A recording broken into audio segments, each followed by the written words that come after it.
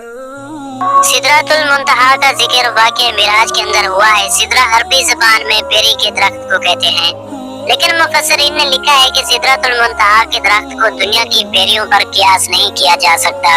अल्लाह ही जानता है कि वो किस तरह की बेरी होगी। और मुंतहा के मैंने इंतहा या आखिरी हद है, यानी ये वो मकाम है जहाँ से आगे मखलूक को जाने की इजाजत नहीं। सिदरतुल मुंतहा पर हर आलिम का इल्म खत्म हो जाता है और उसके आगे जो कुछ भी है वो अल्लाह के अलावा कोई नहीं जानता। रसूलुल्लाह सल्लल्लाहु अलैहि वसल्लम के अलावा कोई भी इस मकाम के आगे नहीं गया। रिवायतों से पता चलता है कि सिदरतुल मुंतहा के दरख्त की जड़ छठे आसमान में और फैलाव सातवें आसमान में है। मिराज की रात में जब नबी करीम मोहम्मद सल्लल्लाहु अलैहि वसल्लम को हजरत जिब्राइल आसमान पर ले गए और अल्लाह के हुक्म से एक के बाद दूसरे आसमान की सैर करते हुए जब आप सल्लल्लाहु अलैहि वसल्लम सातवें आसमान में दाखिल होने लगे तो सिदरतुल मुंतहा का मकाम आया। वहाँ एक अजीम दरख्त मौजूद था जिसके फल मकाम हिजर के मटके जैसे थे और पत्ते हाथी के कानों की तरह थे। हिजर दरअसल कौम आद की ममलिकत का दारुल सल्तनत था, जहाँ के पत्थरों और पकी हुई मिट्टी के मसनूआत बहुत मशहूर थे। 17वीं सदी में शाम, लबनान और रोम के इलाकों में सिदरा नामी एक दरख्त पाया जाता था। दुनिया की बदलती आबो हवा और क्लाइमेट चेंजिंग की वजह से साल 1937 में उस दरख्त की नस्ल ही खत्म हो गई। मुवर्रिखीन और माहिर नबातियात ने उस दरख्त की ऊंचाई 150 फीट और गोलाई 40 फीट लिखी है।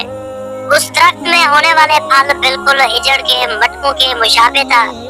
उस तरीकी दरख्त के जलाल और अजमत को देखकर इंसान हैरत में डूब जाता है, जो अपने दौर का एक अजीम और खूबसूरत दरख्त था। बाइबल मुकद्दस में भी उस दरख्त का तज़किरा रेज़ के नाम से किया जाता है। हजरत सुलेमान, हजरत मूसा और ईसा अलैहिस्सलाम के इरशादात में भी बड़े अदब के साथ उस दरख्त का नाम मिलता है, जिसने उसकी अजमत बयान की गई है। ज़बूर में उस दरख्त को ट्री ऑफ लॉर्ड यानी खुदावंद, खुदा का दरख्त कहा गया है। हजरत दाऊद और सुलेमान अलैहिस्सलाम ने अपनी इबादत गाहें और महल्लात उसी दरख्त की लकड़ियों से बनवाए थे। सिदरा की लकड़ियों में इतनी खुशबू और चमक होती थी कि उससे बनी इबादत गाहें निहायत ही मतर और साफ सुथरी रहती थी और तकरीबन 400 साल तक उन पर मौसम का कोई असर न होता।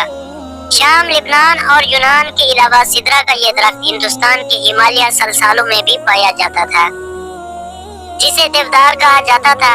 उस दरख्त को हिंदुस्तान में देवता का दरख्त माना जाता है, इसलिए उसका नाम देवदार है।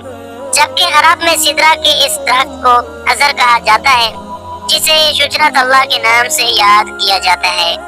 ये तीनों नस्ल के दरख्त दरअसल एक ही खानदान से ताल्लुक रखती थी और इसी खानदान में बेरी का दरख्त शामिल है। इसलिए इस्लाम से कबल अरबी किताबों में बेरी के दरख्त को सिदरा ही कहा गया है। मुख्तसर ये कि सिदरा कदीम दौर का एक अहम और नायाब दरख्त था, इसलिए कुरान और हदीस में सिदरतुल मुंतहा को दुनिया के इस बेरी के दरख्त से तशबीह दी गई है। लेकिन सिदरतुल मुंतहा जो सातवें आसमान पर मौजूद है, इन दुनियावी बेरियों के दरख्त के जैसा बिल्कुल नहीं। हजरत अब्दुल्ला इब्न मसूद रज़ियल्लाहु तआला अन्हु ने फरमाया कि सिदरतुल मुंतहा छठे आसमान पर है। जमीन से ऊपर जाने वाली चीजें सिदरा पर आकर रुक जाती हैं, फिर उन्हें फरिश्तों के जरिए वसूल किया जाता है और इसी तरह ऊपर से नीचे आने वाली चीजें उस तक आकर रुक जाती है, फिर उन्हें नीचे से वसूल किया जाता है। मुफस्सिरीन ने लिखा है कि सिदरतुल मुंतहा के करीब ही जन्नतुल माविया है, जो जन्नत का आला तरीन मकाम है और जहाँ क़यामत से पहले शहीदों की रूहों को ठहराया जाता है। सिदरतुल मुंतहा के मुतालिक रिवायतों में आता है कि उसके हर पत्ते पर फरिश्ता खड़ा है जो अल्लाह की तस्बीह में मशगूल है और उसकी शाखों और पत्तों पर सब्ज रंग के परिंदों का झुंड बैठा है। बाज़ उलमा ने लिखा है कि वो सब्ज रंग के परिंदे दरअसल अंबिया अलैहिस्सलाम और औलिया कराम की रूहें हैं। सिदरतुल मुंतहा ऐसा दरख्त है जिसके तने की चौड़ाई 72 साल के सफर के बराबर है, जबकि बेहतरीन सवार उसके शाखों के साए में करीब 100 सालों तक सफर कर सकता है। नबी सल्लल्लाहु अलैहि वसल्लम ने फरमाया कि सिदरतुल मुंतहा के उस दरख्त की जड़ से 2 जहरी नहरें निकलती हैं और उसी तरह उसकी तनों से 2 बातनी नहरें भी निकलती हैं। आपने मिराज की रात उन नहरों को देखा तो जिब्राइल अमीन से دریافت کیا کہ اے جبرائیل یہ باطنی اور ظاہری نہریں کیا ہیں؟ اس پر جبرائیل نے فرمایا کہ باطنی نہریں جنت میں جاتی ہیں اور ظاہری نہریں دنیا میں گرتی ہیں، جو دریائے نیل اور دریائے فرات ہے۔ شمالی افریقہ میں بہنے والا دریائے نیل دراصل یونانی لفظ نیولس سے نکلا ہے، جس کے معنی وادی کے ہیں۔ یہ دنیا کا سب سے لمبا دریا ہے، جس کی لمبائی 6000 کلومیٹر سے بھی زیادہ ہے۔ دریائے نیل مصر کی سرزمین سے گزرتا ہے اور وہاں کے باشندوں اور زراعت کے لیے اہم مقام رکھتا ہے۔ مصر وہی سرزمین ہے جہاں حضرت یوسف اور حضرت موسیٰ علیہ السلام جیسے جلیل و قدر نبیوں نے اپنی زندگی کا ایک بڑا حصہ گزارا ہے۔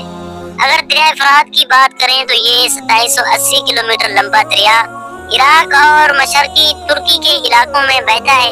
یہ وہی دریا ہے جس کے کنارے نبی صلی اللہ علیہ وآلہ وسلم کے پیارے نواسے امام حسین علیہ السلام کو کربلا نامی مقام پر شہید کیا گیا تھا، اور احادیث کے مطابق آپ صلی اللہ علیہ وآلہ وسلم قیامت کے قریب اسی دریائے فرات سے سونے کے خزانے یا پہاڑ کے نکلنے کی پیشن گویاں کی ہے۔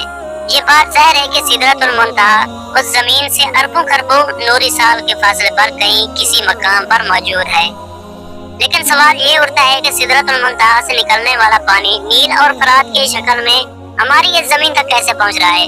ہماری اس زمین پر پانی کہاں سے آیا؟ یہ ہمیشہ سے سائنسدانوں کے لیے ایک اہم سوال بنا رہا ہے۔ کچھ سائنسدانوں کا خیال ہے کہ زمین پر پانی اس وقت سے موجود ہے جب سے یہ زمین وجود رکھتی ہے، جبکہ حال ہی میں ہونے والے ایک تحقیق میں یہ بتایا گیا ہے کہ شاید زمین پر پانی آج سے اربوں سال پہلے خلا سے آنے والی کسی شہاب ثاقب سے میٹروئڈ کے ذریعے یہاں لایا گیا تھا، اور 3 ارب سال سے پانی اس زمین میں موجود ہے۔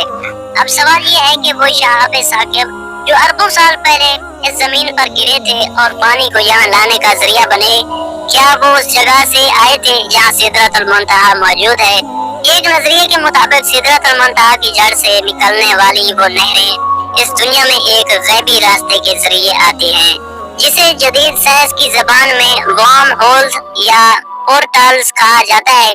یہ وہ راستہ ہے جس کے ذریعے ہم لاکھوں اور کروڑوں نوری سال دور کسی جگہ پر ایک مخصوص دروازے کے ذریعے چند سیکنڈز میں پہنچ سکتے ہیں۔